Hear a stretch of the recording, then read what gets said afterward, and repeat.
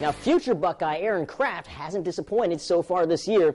2 games played, and the point guard averages 24.5 points a game. Last night, he scored 32 of the team's 62 points. And, of course, the most important stat is that Liberty-Benton's a perfect 2-0 in Eastwood tonight for their first road game. Fourth quarter action, they're up by double digits already. Kraft slices and avoids Clay Rolfe for the bucket. Then, Eastwood, it's their turn. No, not exactly. They turn the ball over, and Kraft just separates himself from that Eagle defense, goes all the way coast to coast. 26 points, Liberty-Benton gets the job done. They win the ball game.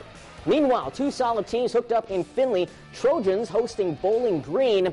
Bobcats defense putting on a show early. Xavier Brown not only getting the steal, but no-look pass. Tony Dybel going back the other way for Findlay. This was a close game. Brock Honors with the jumper, knocks it down. This was tied at last check. We don't have a final score, though.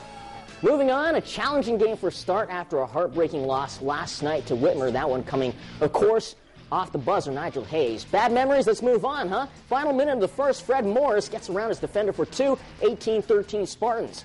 Then the Spartans would force a turnover back the other way. Robert Wietrikowski misses, but Jeff Copeland cleans up the mess. Make it 20-13. Anthony Henderson 30 points, and Start wins 87-55.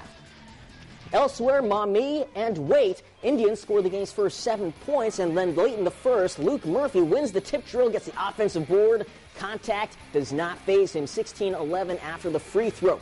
But the Panthers would dominate the boards overall, and then on the defensive side, John Hall, the steal, feeds Stephen Boyd, who gets fouled, still makes it. Panthers led 28-27, and then they also led at the half, but coaches, athletic directors, please call in those final scores. Staying at Waite, the girls played earlier this afternoon, and that's Natasha Howard. She'll be a Florida State Seminole next year. Seminoles are top 10 team in women's college basketball.